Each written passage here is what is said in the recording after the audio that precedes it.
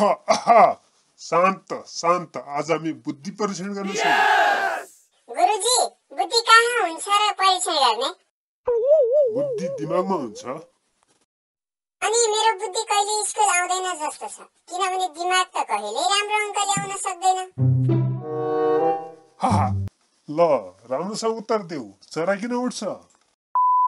किनकि सर उसलाई बस्न मन लाग्दैन। होइन, पखेटा भएकाले। अनि म दौडन्छु सर, किन दौडिन्छौ? किनकि मलाई उड्न आउँदैन सर। अब म प्रश्न गर्छु, ध्यान दिएर सुन। यदि तिमीलाई एउटा गेडा चना दियो भने अर्को दिन त्यो 2 गुणा हुन्छ, त्यसपछि फेरि 2 गुणा हुँदै जान्छ। 5 दिनपछि कति चना हुन्छ? सर, 5 दिनपछि त भात नै खानुपर्छ, चनाले पेट भरिदैन। होइन, गनेर हेर। सर, पहिला 1 गेडा चना खान पाइन्छ कि पाइदैन? पाइन्न।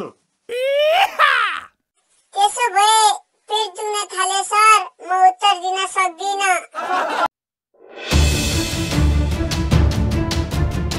सर, कक्षामा कस्तो चल्दैछ?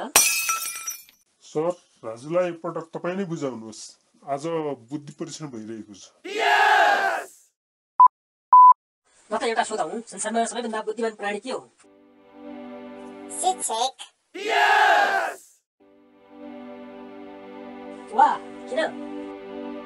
किनकि उहाँहरू दिनभर विद्यार्थीलाई पढाउनुहुन्छ, रातभर उत्तर पुस्तिका जाल्नुहुन्छ, अनि बिहान पढ्दैन अध्यापकको गाली खानुहुन्छ। त्यसलाई एउटा अर्को प्रश्न सोध्छु, ल राम्ररी सुन त ल।